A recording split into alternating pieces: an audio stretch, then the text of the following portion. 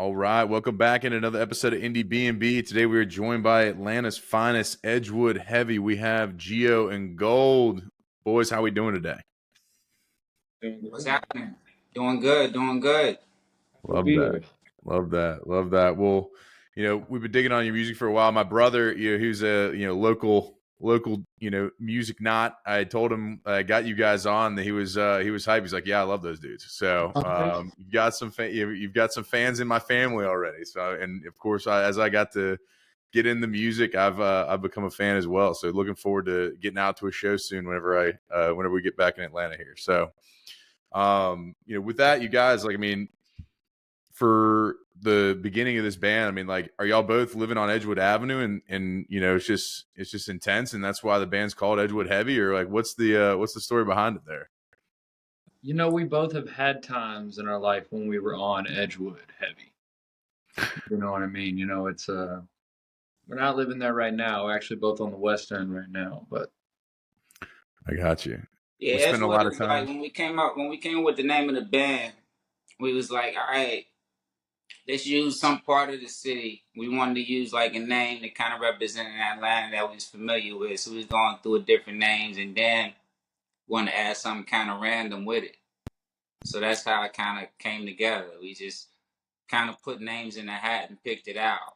But Edgewood is close to the heart though, because I did a lot of shows on Edgewood. I frequented Edgewood a lot. So yeah, Edgewood is one of my many homes in Georgia. I love it. What bars you guys hitting out in Edgewood? Man, I used to hit church all the time for sure. Yeah. There was a brewery out on Edgewood that we used to play a lot right when we got started. What was that brewery called, Gold? I have a shirt from there with an amazing dragon logo on it. I was just looking at their post. They just closed. Yeah. But yeah, our bar though. If you ever in Atlanta and you want to hang out late night, you want to smoke a blunt at the bar, and listen to some cool Atlanta music, go to the R Bar, baby. That's one of my favorite spots. I think one of the things about Edgewood that's so unique is that it's one of the few places in Atlanta where you can truly bar hop on foot. A lot of cities have that, but Atlanta, you kind of got to always get in the car. But on Edgewood, you can really get wasted and walk around. Yeah, that is accurate. I definitely have had a few nights, going from Noni to church to I can't remember the other one. My brother's gone to sound table. There's just all kinds of good stuff, going on. The department store. Department store was one of the ones that I used to do a lot of shows at. It's closed up now, but that was one of the main spots. There were some crazy nights at department store. Yeah, yeah. Well, good. Well, you guys got some new music out that's been released this year.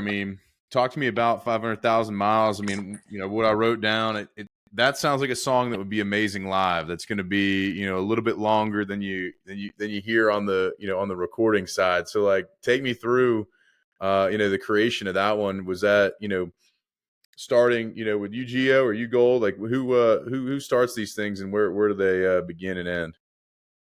Well, with that particular record, 500,000 miles, that was me, and it's just a fun idea that it was. I don't know.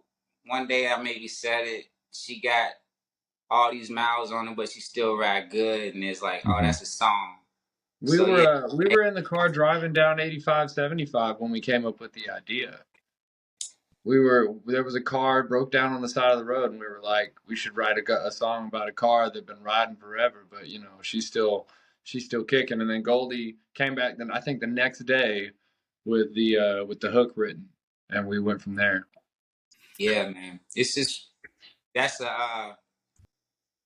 just one of those songs where you paint a picture. It's a visual record, and it's something that you could see in movies and commercials and all of these different platforms. One of those type of records is just fun. I gotcha. Well, where the process, obviously you guys get inspired, you come back with the hook. The music side of things, what's that look like? When did y'all start with just kind of grooving on a bass? What began that, that process? We're both guitar players, and we're both singers primarily, and we both have kind of learned to love the guitar as a mode of, helping us paint the palette that we want to write our songs on and paint our songs on, right? Um, but so majority of our songs start out with just me and him. One of us will come up with an idea or a hook. We'll put some chords behind it. We'll write, either I'll write a lead line or he'll write a lead line. A lot of times we even put down pieces of it in the studio before we even bring it to our bass player and our drummer, but that's also because our process is starting to change.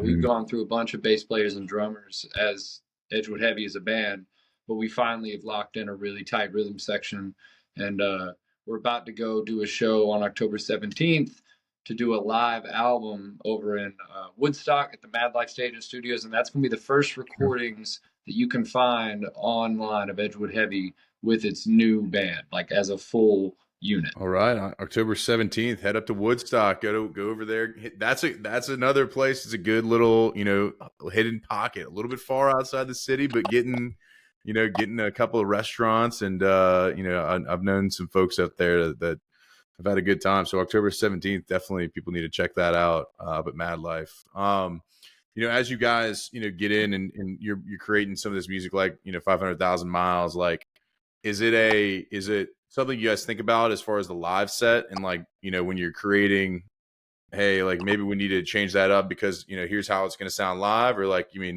is it the other way where it's like, hey, we're going to play it how we play it and then we can figure it out live later? With the we don't never think about how it's gonna sound on a different platform when we create. It's just we're creating and we're gonna make the best music that we can make.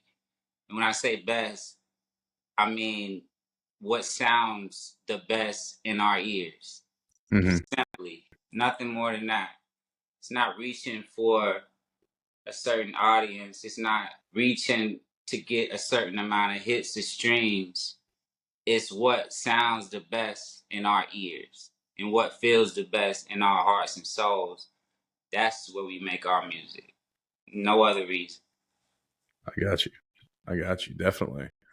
Well, I want to transition over to another song of y'all's that I listened to, and I kind of want to know the story behind it. I mean, Homicidal Lover, is that something that, was that a true story? Do we have a little background there? I mean, did one of y'all have to deal with something like that, or like what's the story there? Man, I have found I have found some of my best writing comes to me when I'm the most hungover. So we had just played a show over in Mississippi. We had played a whole weekend out at this spot called Frank Jones Corner in Jackson. We're actually playing there next weekend on Saturday, and we it's a crazy show because you play from midnight to 4 a.m. and it's the only spot in the city that's open, and that's an hour behind us. So for Atlanta, that's a 1 a.m. to 5 a.m. set. And we'll do that 2 nights in a row when we're there. This time we're actually going to be playing at a venue called Martin's on Friday, but on Saturday we're doing that set. So we had just finished that set, and we had a guy in our band that had to be back the same night. So we finished at 5 a.m., got in the tour bus, and drove all the way back to Atlanta. And we got back in the wee hours of the morning.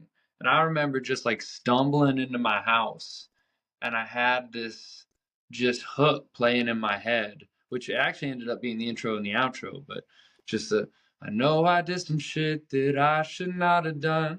Packing up my bag while you're loading up your gun. And I mean, I should have been dead asleep, but my body could not find rest until I figured out the chord progression and how I wanted that to feel. And it's the only song Edgewood Heavy plays that uses power chords for the chords. It's like very, it's that hard rock feel.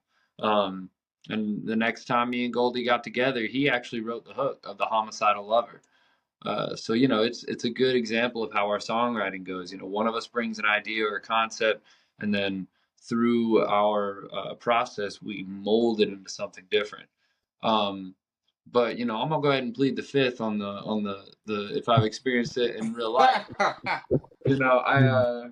had a target on my back once or twice. Is all I'm gonna say. Plead the fifth. Good. Hey, we'll take it. We'll take the fifth. And we love the I mean, I love hearing that like the process can happen at any point, no matter what's going on, no matter what state the body's in. You know, it's you don't have to be, you know, clear headed, a clear mind. It's whenever the creativity flows, which is awesome. But I never knew that he wrote his best songs when he was fucked up like that. So I didn't know. It's something to be said. Maybe we need to get him out on Edgewood Maybe. Avenue more. Get some more hits cranked out. Let's go. My brain just spins too fast if I'm sober. When I'm hungover, it slows down so I can actually like, receive vibrations, if that makes sense. Totally. Well, you guys have been on tour here for a little bit, and you're kind of wrapping. Are y'all wrapping up kind of the end part of this year, and then you guys are going back out next year, is what you mentioned before we started going here. So, talk to me about the touring process. You guys, have some spots you've already gotten picked out, or like, is that, how's the booking go for that? Well, we've been Atlanta's hardest working band, is what we like to say, because we've been feeding ourselves, and not only that, we've never, we've paid for everything that Edgewood Heavy has done with money. We are road warriors in that way. Yeah. And so thus far, I've done almost all of our booking as far as regional touring. Gold handles a lot of the booking here in town. Gold had a lot of the connections with local gigs when we first got started as Edgewood Heavy. And I kind of took on the role of finding us the gigs out of town. So yeah, we're at the end of we did a summer tour, the electric summer tour. And now we're at the end of our fall tour, which is the 500,000 miles tour. And we got Mississippi left. We got that date up in Madlife stage left. We got Hummingbird and Macon left. And then we're actually playing at the NACA, which is the National Association of Collegiate Activities, where we got a spot to try to earn some shows for colleges next year. So that's the end of the tour. And starting in 2025, for the first time, we are going to be working with a booking agent. We got a guy named Kevin from Pivotal Touring, and he's already lined up. We're going to be hitting all brand new cities, new states. We got one date left at the end of the year in Pennsylvania, but yeah, we're really excited to just continue growing and meeting new audiences, because our live show is our strength. Like, we try to create a good online interactive world, and that's always hard to do, but getting people in a room and making sure they have a good time, that's what Edgewood Heavy was founded on. I love that. I mean, it sounds like we have a strong finish to the year. I mean, as a person who, this podcast was born out of Macon, Georgia, because me and my buddy who started it both went to Mercer, and he's graced the stage at the Hummingbird. So I know that crowd will be a good one for you guys, especially, if they got the PBR flowing, and they got everything going there. Absolutely. That's awesome. I mean, great to see that you guys are kind of expanding into the new cities. I mean, and just kind of growing the growing the band in the the road warrior fashion. And we have a few bands that we talk to and do the same thing, where it's like, hey, you have the digital, you kind of want to have people generating the buzz that way, but it's also just about getting out there and getting people and getting in front of people and rocking out. Like, I mean, like that's a awesome way to think about it. What are some of the places you guys are most excited for next year on the, with the new cities you guys are hitting? I'm excited. I'm excited about the West Coast. We trying to get out to LA and Phoenix and Vegas and Colorado. We really trying to definitely want to play in Austin too. Yeah, exactly. So see what that's gonna do. Yeah, I like that.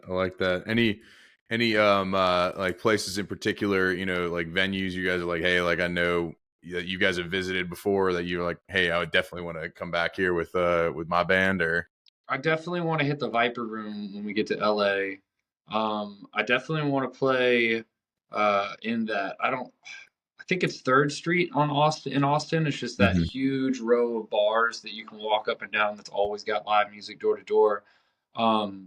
We really love playing the Poorhouse up in Raleigh, North Carolina. We'll definitely be back there in 2025. And then, you know, if you really want to talk about venues out west, I want to see us play Red Rocks. That's what I want to see.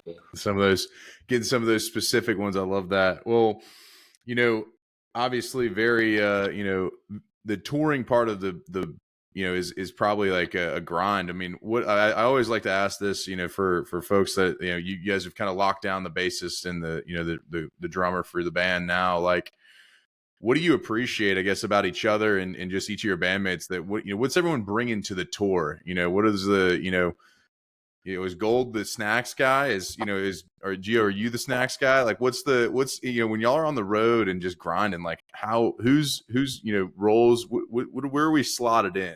How are we feeling? Man, I tried to be the snacks guy, but they don't fuck with my snacks. They don't fuck with my Nah, snacks. man. He had like Parmesan beef jerky. I'm like, what the fuck is that, man? Like onion flavored. It's just water, onion flavored water. Yo, shit that don't even make sense. That don't even go together. But anyway, nah, you can never be the snacks guy. But we all, I mean, we all got real strong personalities, and we all understand each other at this point, and we all care about each other. So that's the most important thing. So we all gonna do whatever we need to do to help out the ultimate goal. And you know, we all respect each other's talents, and you know what I mean. So we got a good thing going, man. Everything is smooth, and Yeah. honestly, me and Gio, we done been a part of other situations that wasn't so harmonious, if that's the word. Yeah. You know what I mean? So being a part of it now is a good thing. Everybody's adding in, and nobody's really, you know, nobody's being, you know, nitpicky about stupid shit. Don't make sense. You know, we just doing it as adults, and you know, treating it like, all right, this is what we do. Respect each other the way you should be respected, and yeah. It's kind of a unique thing being that we're a touring band and, you know, we're not all 18, you know what I mean? Like it's grown men coming to the table. So what I really appreciate about that is when there's a quarrel, and there are many quarrels, when we get to fighting at a certain point, you know, the childish shit's gonna fall away, and two men are gonna look at each other and they'll go, we're gonna talk this out, we're gonna figure this out, and we always do, you know. Mm-hmm. Yeah, exactly. That's awesome. I mean, I think like but I'm sure it probably took a while to get to that point, and, you know, definitely getting the right mix of people, and, you know, figuring out, hey, like, you know, when I go there, I don't go there if I need to, or, you know, you kind of have to have that. I like the idea of you definitely have to come to the table as an adult in that piece. Absolutely. And, you know, It ain't easy. It's not easy putting together a band, you know, with grown men, and everybody got their own opinions, their own lives and everything, and trying to make it work. You know, even when money's involved, even when everybody's getting paid, somebody gonna have something. So we're fortunate to have the guys that we have right now. You know, and I'm gonna. You ask people to bring specific things to the table. I'm gonna shout out our drummer Steven. He's just a ridiculous person, but he has this levity about him. He can really bring laughter and joy to most situations. And you know, everyone gets in their feelings and everyone gets upset about things sometimes, but I really got to give him his credit. He lets things roll off his shoulders so fast and so effectively, and it always impresses me with him about his humility, his ability to just go, you know, that sucks, or I didn't like that they said that, but you know what? I ain't gonna let it dampen my mood, and I think it helps everybody around him maintain that same positivity. Yeah. I mean, I think like you're going for so long. I mean, you gotta have that kind of unit mentality. It's like, hey, we're in the we're like, you know, we're getting the foxhole here. Like, it's not, you know, we're going on tour, and we're gonna drive back from Mississippi at 5 a.m. and we got to do this thing. Like, let's we're gonna make the best of it. You know, what do you think? Like as you guys look at, this time next year, like, what do you want to have accomplished? How many dates you guys want to, have been done? And, you guys have any goals on that front? Where I'm at with it, we run our band a lot like a business. Mm-hmm. And we've been putting everything, blood, sweat, tears, equity, and definitely money into this project for a long time. And as we're starting to play more and more dates and, hopefully play bigger venues and start reaching more people, I really want it to become a self-sustaining ecosystem, and to just, for us to be able to stay at a nicer hotel, and for us to be able to, maybe have a driver or have a roadie one day. Like, we're picking up a lot of slack. We're driving. I'm picking up U-Haul before the guys get there. We're loading in at 7 a.m. We're getting on the road. We're hauling. We're buying gas. We're, planning out the routes, planning out where we're going to stay. It's a lot of work. And, it's all labor of love. And we're very fortunate to be able to get to do that work. But I would love for the touring to enable us to focus a little bit more on the music. Sure. And a little bit less on the logistics.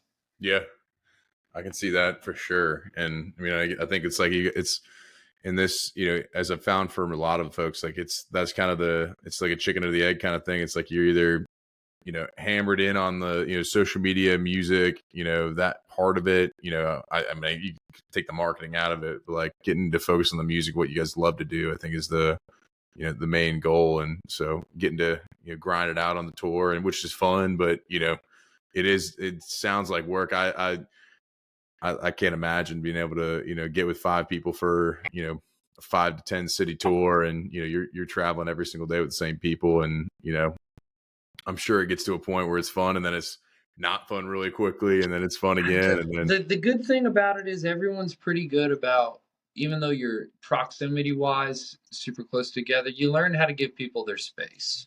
Sure. Like, a lot of times we're sharing hotel rooms, and for the most part, when everybody's waking up in the morning, like, we're not talking. Like, everyone's just, we all get it. Just everyone just shh, and we're all gonna get our coffee. We're all gonna get breakfast, and in like an hour we can start joking. You know what I mean? Like, you learn people, and you learn when to give them their moment. Maybe someone's in a mood, and you just give them their space. Or if someone's sleeping, you give them. You don't fuck with them. You leave them alone. And it's the little bits of respect that make it amicable and make it feasible to travel a lot together. But kind of what you were saying, there's a season for everything. There's a touring season, there's a writing season, there's a recording season. Hopefully there's a rest season at some point, maybe when I die. But understanding that, being able to float freely through those seasons and not beat yourself up for being in a different season. Yeah, for sure. Well, before we hop in, I want to make sure we can get him back for Pete Peterson's party pack, and we can end this thing. I mean, if I know him, his phone probably died, which means he's probably plugging it in right now, which means it'll still be a few minutes before it's live. And then, yeah. All right, we can pop it. We'll pop it through, and then if he gets back on before the end, we'll run it back with him real quick. Cool. So, all right, Pete Peterson's party pack of questions, 20 questions right in a row. Gio, we will get you rolling on this. Cake or pie? Cake. He's caking it up. All right.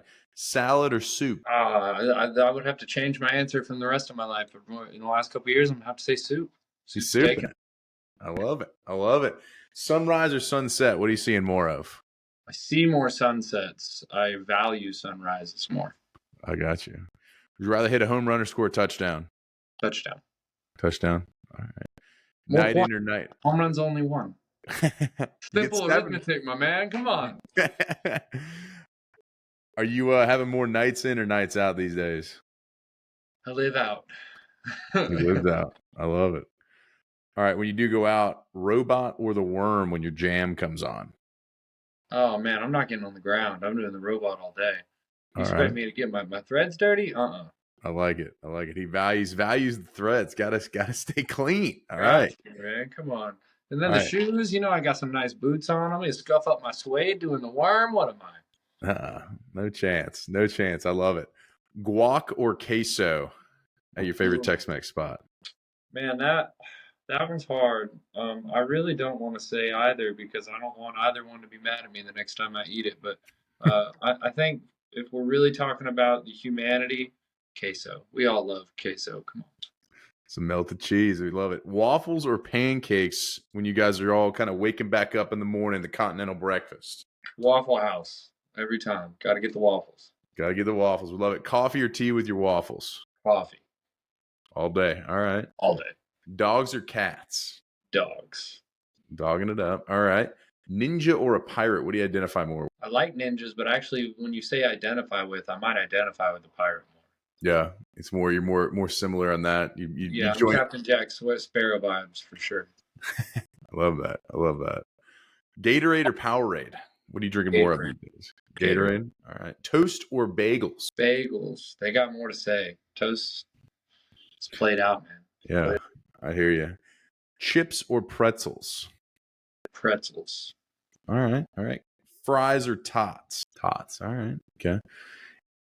TV show or movie after a long day grinded? Movie. Put it all on. All right. Are aliens real? For sure. No question. All right. What about North Georgia Bigfoot? No, he's not out there. I mean, there's a dude out there, but he's not a Bigfoot. He's just Uncle Cletus. Yeah. Somebody just he forgot to shave his back one day. Yeah, Cletus he's going through it. Leave Cletus alone. I love that. Is love at first sight real? Lust at first sight is 100% real, and if you are good at this life, you learn how to turn lust into love. I've never heard that. Let's go. All right. And our final question to Pete Peterson's Party Pack: who are two bands that we ought to check out that we might not know? Maybe some of you guys have met on the road. Some of you are just grooving on now. Like, who are a couple of those bands that we ought to check out? There's so many people that I want to shout out. That's hard. I'm gonna go the guy that pretty much most people should know by now, and that's Eddie 9-Volt.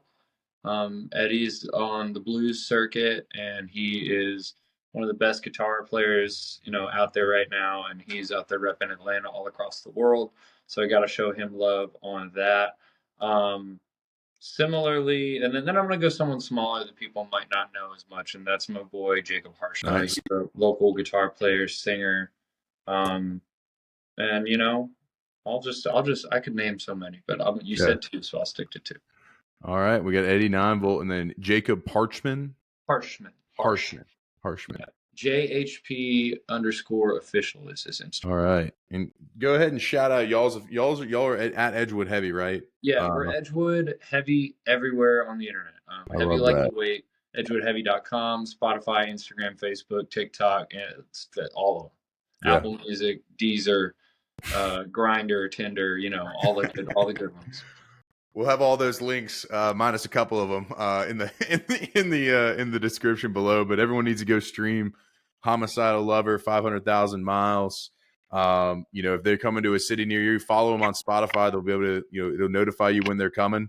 We got a new song dropping in about 2 weeks too. On the 26th, I want to say, is the Drunk EDM remix by Sporty O. So people should definitely check that out. That's going to be our first EDM release. So we'll be doing some play with that. That's going to be a lot of fun. Love that. We'll definitely, everybody check those, check those streams out, check those places out. Looking forward to getting more info and just continuing to grind down on Edgewood and drink pretty heavily. I mean, let's get going. I love it. I like you better when you're drunk. Come on. Awesome, man. Well, I appreciate you guys, jumping in here, and we'll make sure to continue listening. And when we get that Atlanta show, we'll try to generate pop you by. Yeah. Hey man, I appreciate you reaching out and taking the time to do the interview with us. It's as a local musician, you love meeting people that are vibing with what you're doing. So thank you for your time. You got it, man. Y'all take care. Cheers. Cheers.